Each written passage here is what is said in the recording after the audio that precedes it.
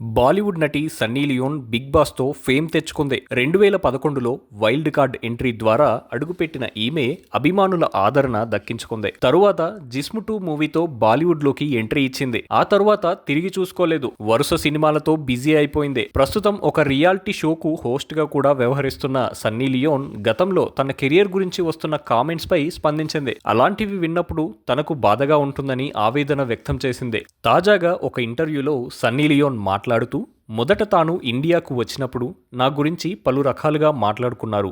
Adult movie star అన్నారు. కానీ అప్పట్లో అది సాధారణ విషయమే. కానీ నేను వచ్చి ఇప్పటికీ 13 ఏళ్లయింది. ఇంకా కూడా అలాంటి ట్యాగ్తోనే పిలుస్తుంటే బాధేస్తుంది అని వాపోయింది ఆమె. అలాంటి మాటలు విన్నప్పుడు ఇబ్బందిగానే ఉంటుందని, ఇప్పటికీ మీరు వాటిని వదలకపోతే తాము జీవితంలో ముందుకెలా వెళ్తాం అని ప్రశ్నించింది. అది నా జీవితంలో జరిగిందని మీకు తెలిసిన విషయమే.